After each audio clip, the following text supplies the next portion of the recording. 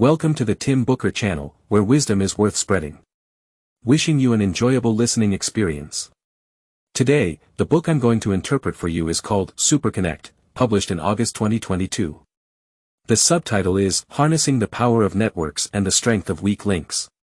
This book primarily discusses how we can leverage weak connections to break through existing social circles and expand our network of contacts.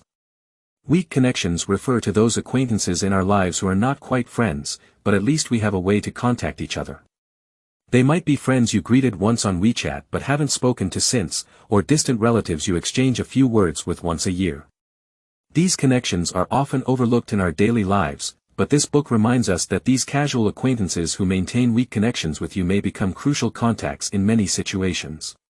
For example, you may have seen posts in your social circle where someone is inquiring about a company's contact for potential collaboration, gathering travel experiences in a foreign city, or seeking recommendations for a specialist doctor. Notice that behind these posts often lies the premise that these individuals are facing challenges for which they don't have close friends to assist, and they are reluctant to trust answers from strangers online. So, they take the opportunity to post in their social circle, thinking, why not give it a try? After all, I have various friends in my contact list. What if someone can help? As you can see, weak connections have become a wide-reaching net for capturing information, often unintentionally. This aligns with the viewpoint mentioned by Professor Wei Gang, who said, strong connections exchange favors, weak connections provide information. This notion of strong and weak connections is synonymous with what this book discusses. We can all recognize that our close-knit network, composed of strong connections, such as close friends and family, is crucial. However, don't underestimate the power of weak connections, which often come from diverse backgrounds, experiences, and circles. By effectively utilizing these weak connections, we have the potential to break out of our current social circles and expand our network. This is the essence of the book's title, Breaking Out of Circles. The book has two authors. Interestingly, these two individuals knew each other and co-authored this book thanks to weak connections. The first author is Richard Koch, an entrepreneur. The second author is Greg Lockwood, a renowned investor who has worked with well-known consulting firms IBM and Eisen. Richard and Greg met because they both became shareholders in the same company. If we trace back further in time, we discover that Richard heard about this company through a network of 4 connections. He was later convinced by a journalist he casually knew to invest in it. Similarly, Greg received an investment opportunity indirectly through a friend outside his regular circle. Without these intricate weak connections, it's highly likely that these two authors would have remained strangers for life, and this collaborative book would never have materialized. Their story serves as a real-life testament to the power of weak connections, which operate naturally. In this book, they also explain in detail how weak connections function and how we can make them work for us. Next, I'll break down this book into 3 parts, each corresponding to 3 fundamental underlying principles of the weak connection system. These are, randomness is the most effective, switching connection hubs, creating new weak connections, and using connections to build networks. In each section, we'll not only discuss why these principles work but also how you can apply them to develop and maintain your weak connection system. Okay, let's begin with the first part and discuss the first key operating principle of the weak connection system. Randomness is the most effective. We all know that weak connections have a natural advantage due to their sheer numbers. One's closest family and friends are often limited in number, while weak connections, these casual acquaintances, can number in the hundreds or even thousands. However, with so many weak connections, it can become burdensome to maintain individual relationships. The author's solution to this issue is that to manage weak connections effectively, we shouldn't concentrate our efforts on individual people. Instead, we should harness the randomness inherent in this vast network. This is the first operating principle of the weak connection system. Randomness is the most effective. For instance, in Silicon Valley, there's a place known as the semiconductor industry's wellspring. It gave rise to one of the world's largest semiconductor manufacturing companies, Scientong Semiconductor Corporation, as well as numerous startups in Silicon Valley. Surprisingly, this place isn't a tech company or a lab, it's a bar called Wheel of Carriages. Why could a bar have such a significant impact? First, it was the early 1970s when technological innovation relying on silicon semiconductor components was booming in Silicon Valley. In this region filled with tech companies and limited nightlife options, a bustling bar in a prime location became exceptionally valuable. It became the preferred hangout for Silicon Valley's young professionals. Engineers in plaid shirts not only came here to drink and socialize but also to exchange technical details and liaise with manufacturers. Among the regular patrons of this bar were the 8 founders of Xiantong Semiconductor Corporation. These 8 individuals collided with ideas at the wheel of carriages and witnessed the birth of their new company. Later, this bar even became Xiantong's lunch cafeteria, further attracting a wide range of industry elites focusing on semiconductors, well-funded venture capitalists, and astute journalists. As you can see, this bar attracted a diverse clientele with high turnover and randomness, and Silicon Valley tech employees frequently changed jobs. Competitors from different companies, who may have been colleagues on the same project team last month, were likely to have several mutual acquaintances, even if they hadn't met in person. Therefore, this small bar naturally became an excellent weak connection network. Sitting here having a drink, you never know when you might overhear the latest technological trends, which company is launching a new production line, what positions are in high demand, or which CEO just acquired a luxury car. Even the American journalist Hofler, who contributed significantly to Silicon Valley's fame with his early reports, occupied a barstool at the wheel of carriages. He called it his field office for gathering information. The American sociologist Manuel Castells stated that the technological innovations and diffusion facilitated by the wheel of carriages surpassed those of Stanford University's workshops. The case of the wheel of carriages illustrates the operating principle of weak connections. We don't need to focus on specific individuals, surprises often come from chance encounters. Next, let's discuss what we can learn from these principles in terms of practices. You might feel it's challenging to find a gathering place like the wheel of carriages. The author's advice is not to fixate on specific locations. After all, we meet strangers in various settings every day and can actively participate in new activities during our free time. As long as we maintain an open attitude toward people we meet and new fields we explore, the quantity of weak connections can naturally grow. The real challenge lies elsewhere. While it's relatively easy to meet new people, these weak connections can break at any moment if we don't nurture them. In other words, we need to maintain relative stability among weak connections within the randomness. To address this, the author suggests a crucial action: consciously consider possible future interactions with weak connection friends. For example, when you make a new friend, you can mentally label them with a few tags. Here, labeling isn't about imposing stereotypes or biases on others. The purpose of labels is to help us quickly identify various circles a person belongs to, such as their hometown, educational background, industry, or occupation. You can use tools like notes and groups to implement this labeling function. Furthermore, the author has a friend who always carries a notebook and quickly jots down any conversations, ideas, and contact information that they believe might be useful in the future when meeting people. These practices essentially help us manage our weak connection reservoir. By doing so, when you later have a need for certain contacts or wish to strengthen ties with specific groups, you can quickly identify suitable groups of weak connections based on these labels or records. In summary, the key to building a weak connection reservoir isn't necessarily to increase the quantity of weak connections but to pinpoint the existing weak connections positions in our network, enabling us to unlock and establish contact with them at any time. Okay, just now we discussed the first key principle of how the weak connection system operates: randomness is the most effective. To make this principle work, it's important to maintain relative stability among weak connections within the randomness.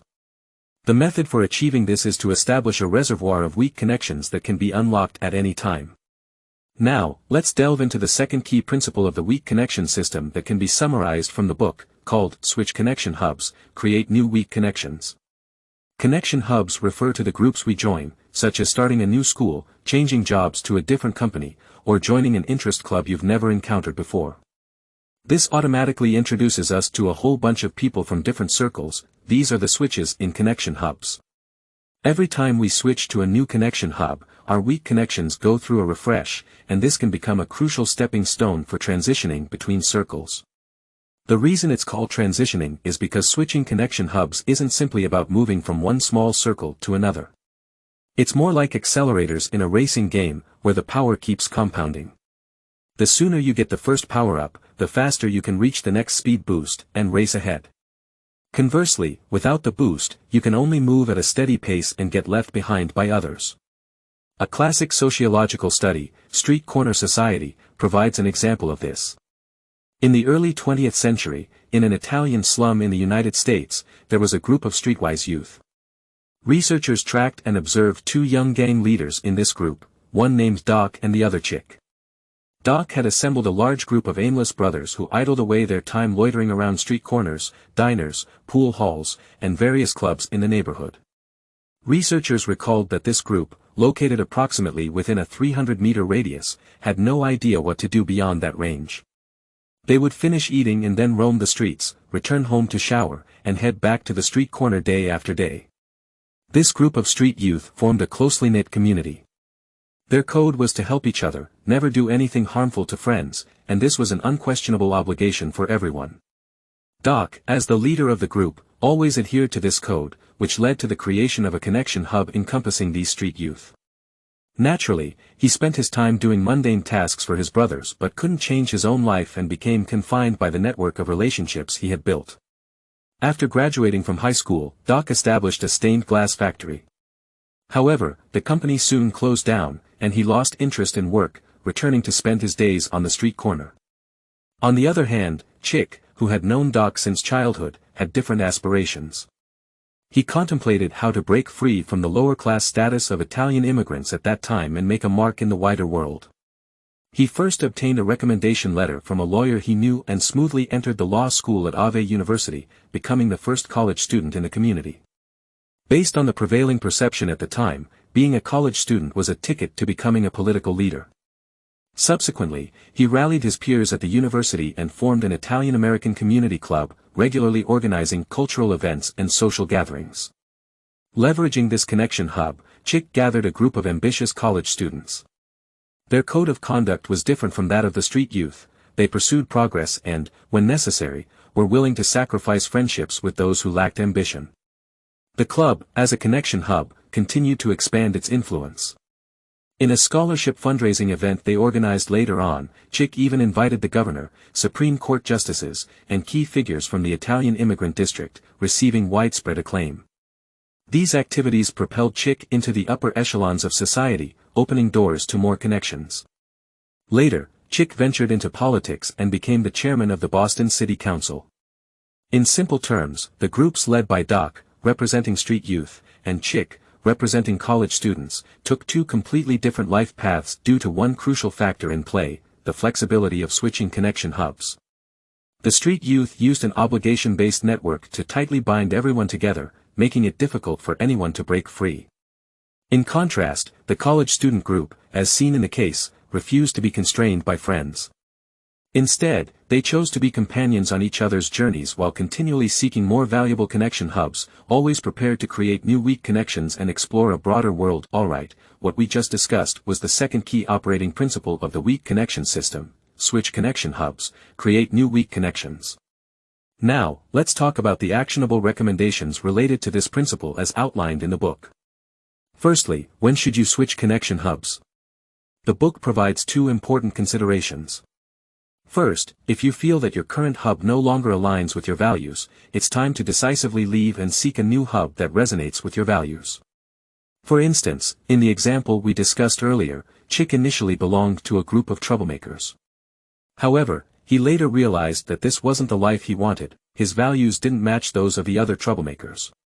So, he made the bold decision to leave this group and join a new hub. Another dimension to consider when switching hubs is how much you can learn from the current hub. This is particularly crucial for those in their career growth phase. Some successful individuals interviewed by the author emphasized that they prioritize learning when choosing hubs. For example, when you first join a company, you can learn many new things. But as time goes on, you might find that your learning opportunities diminish, and you're stuck in a routine. At such times, it's best not to settle. If you can't find a new skill breakthrough or learning goal within your current hub, it might be time to consider moving to another hub. Being in an environment where you can continuously learn and absorb new knowledge is vital for someone in the career growth phase. Now that we've discussed when to switch hubs, let's talk about how to do it. We all know that opportunities to move to an entirely new hub are limited, so most of the time, we're in a state of seeking opportunities and building up our strength. How can you prepare for switching hubs in advance? The most traditional methods, such as gathering information and targeted job applications, we won't dwell on. From the perspective of weak connections, the author's advice is to actively create more interactions with those on the periphery of our social circles. For example, in a student council at school, this could mean engaging with people from different faculties who you've only organized one event with. In a company, it might involve interacting with colleagues from other departments with whom you've had only one or two business interactions. In a badminton club, it could be playing badminton with someone only a couple of times. Or in a different industry, it might mean cooperating with someone just once. Compared to our familiar friends, these individuals on the periphery of our social circles are engaged in different activities. Their backgrounds, experiences, and social circles may also differ. Therefore, they can become a breakthrough point for us to reach out to other circles. For instance, they might introduce you to some of their friends, invite you to participate in industry and networking events for different positions, introduce you to a new sport, or help you meet more sports enthusiasts. This way, you establish connections with other hubs, and you might even become a crucial member. In summary, even if you don't have direct opportunities to connect with other circles, you can explore the periphery of your existing social circle, gradually breaking through to the outside bit by bit. Alright, what we just discussed was the second key operating principle of the weak connection system: switch connection hubs, create new weak connections. Now, let's delve into the third key operating principle of the weak connection system, as summarized in the book, which is called building networks through connections. We are all quite familiar with the concept of networks. A social network is a group of interconnected individuals who can communicate, share information, collaborate, and accomplish tasks that individuals alone cannot. For instance, building a large building is an undertaking that no single person, no matter how wealthy or capable, can achieve alone. However, with a strong social network, you can mobilize partners within your network. Some can provide funding, others possess technical skills, some can hire workers, and others can secure the location. Together, they can make the building a reality. The significance of a network lies in connecting the resources that each person in the network brings, allowing these resources to flow freely. As a result, each person in the network essentially has access to the resources of everyone else in the network, enabling them to accomplish many things that would be impossible to achieve on their own. The distinction between weak connections and networks is that weak connections are bilateral, whereas networks are multidirectional. For instance, if A knows B, and C knows D, you have two pairs of weak connections. However, if one day B and C happen to meet and introduce two more people to each other, then these four individuals who now know each other form a small-scale social network. This is a simplified process of building a network through connections. There are mainly two ways to build networks through connections. The first way is to connect seemingly unrelated individuals. For instance, if Joker asks you for help with something, and you realize that although you can't assist directly, you happen to know a friend, Booker, who can help. You decide to introduce them to each other.